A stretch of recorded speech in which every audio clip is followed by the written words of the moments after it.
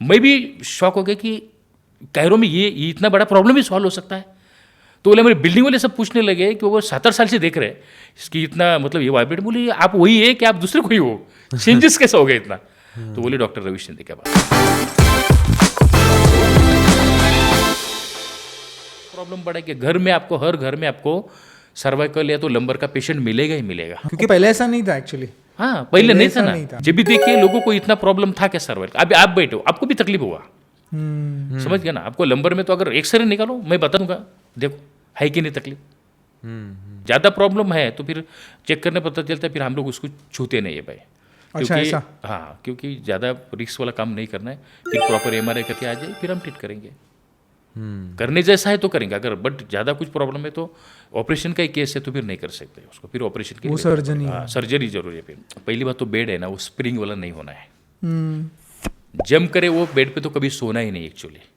अच्छा, वो तो आपको प्रॉब्लम बढ़ाएगा फिर सर्वाइकल लंबर का उसको तकलीफ शुरू हो जाएगा, क्योंकि बॉडी में स्टिफनेस भी बढ़ेगा। जो भी बेड पे सोने वाले कंटिन्यू जो स्प्रिंग वाला जो बेड है पंच होने वाला, वो जंप करने वाला जो बेड है उस पर अगर सोओगे तो 1 महीने के बाद आपको तकलीफ शुरू हो जाएगी पक्का।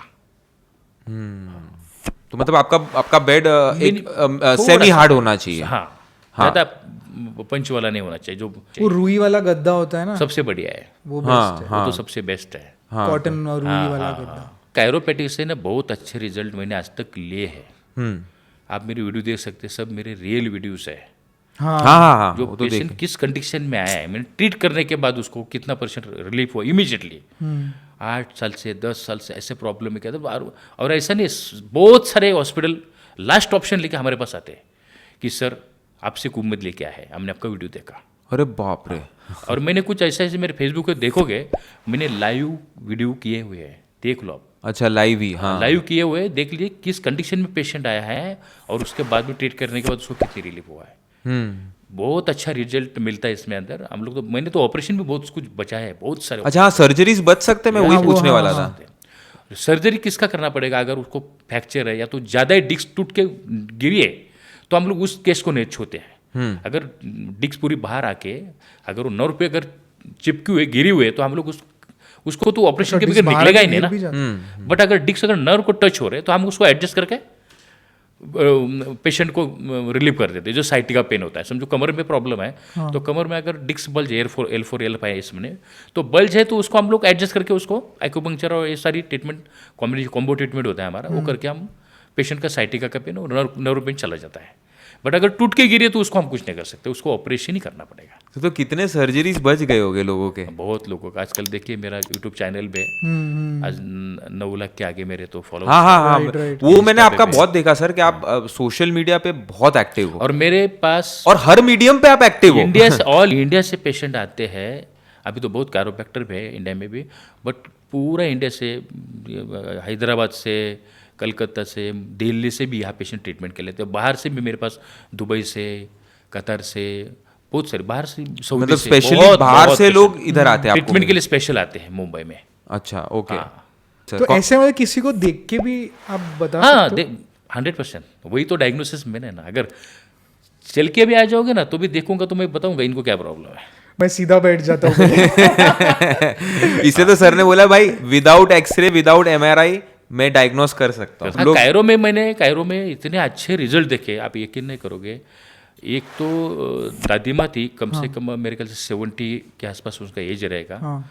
और ये कांदिवली से कई तो आए थे मेरे पास, तो उनकी लड़की लेके आए थे। तो उनको मतलब लड़का नहीं था, दोनों बेटियाँ थी।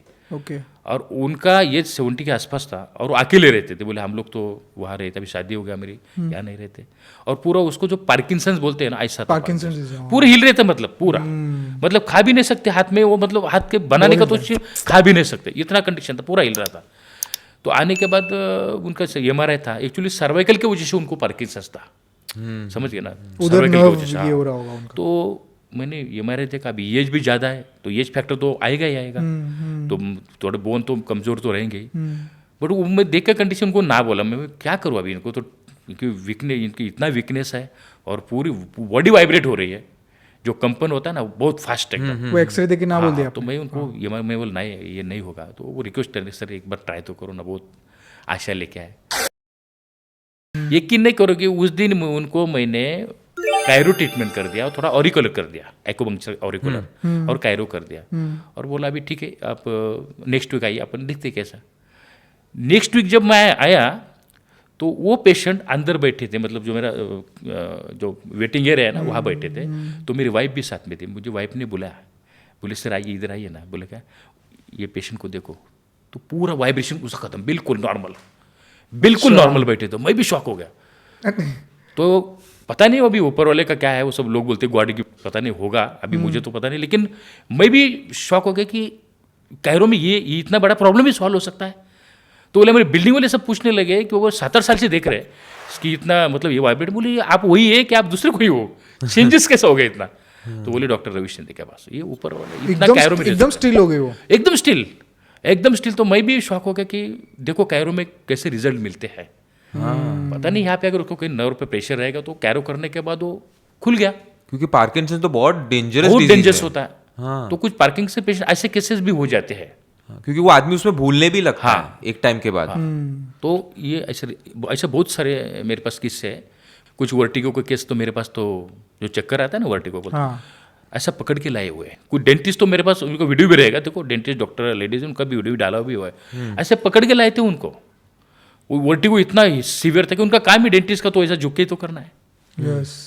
जब फर्स्ट सेटिंग करने के बाद वर्टिगो गॉन, गायब, बिल्कुल बिल्कुल गायब, एक सेटिंग में। यस। और मेरे ख्याल से मैं 4 साल पहले मैंने मेरा अंधेरी में सेंटर था, उस वक्त एक लड़की थी वैसे से आई थी, उसका वीडियो पे मैंने फेसबुक पे लाइव किया था। उसके पिताजी उसको पकड़ के लाए थे, उसका शादी 10 दिन के बाद शादी था। बोले शादी फिक्स हुआ लेकिन इसको वर्टिगो जाता नहीं है, बोले 3 साल से। उसको पकड़ के लाया था। जब वो मैंने वो फेसबुक पे लाइव किया था, आप देख भी सकते हैं। सेटिंग देने के बाद उसको अकेले को चलाया मैंने, आज भी एकदम ओके, फिट है एकदम। अरे इतने अच्छा रिजल्ट है। लेकिन इतना है कि कैरो किस कंडीशन में करना है, परफेक्शन होना चाहिए उसके बारे में। हाँ, उसके लिए वही खाली इसका नॉलेज नहीं, खाली वो पूरा बॉडी का डायग्नोसिस करना बहुत जरूरी है। डायग्नोसिस नहीं तो तुम्हारा ट्रीटमेंट सही नहीं है। अगर पेशेंट को, अगर देखो अर्थराइटिस अभी इतना बड़ा है, कॉन्स्टिपेशन रहता है, एसिडिटी, इतनी भयंकर एसिडिटी रहती है, तो ऐसा नहीं कि आपको सर्वाइकल की वजह से माइग्रेन हो रहा है। माइग्रेन के बहुत सारे रीजन है ना, ये सारी बीमारी तो पेट से रिलेटेड है। अगर आपको डायग्नोसिस नहीं आ रहा है तो आप बीमारी का कौन सा इलाज करोगे? अगर सर्वाइकल नॉर्मल है, सर्वाइकल रिपोर्ट देखो नॉर्मल है, इसका माइग्रेन है, फिर अपन डायग्नोसिस करते हैं भाई इसको एसिडिटी, पित्त ज़्यादा बन रहा है, जो भी खाते तो एसिडिटी बनता है, एसिड बनता है, तो सर में चढ़ता है वो, उसके वजह से अगर उनको फिर उसको ठीक करेंगे तो जाएगा ना ये माइग्रेन। तो खाली चटकाने से क्या मतलब? कायरोप्रैक्टिस से कैसे ठीक करेंगे? कर सकते हैं। हाँ, कर सकते हैं। पॉइंट्स दबाना होता है, जैसा एक्यूप्रेशर में पॉइंट्स है वैसा। हाँ। अभी अगर ये मेरा अपना स्पाइन है, ये स्पाइन को, ये सारे ऑर्गन उसको तो कनेक्टेड है ना।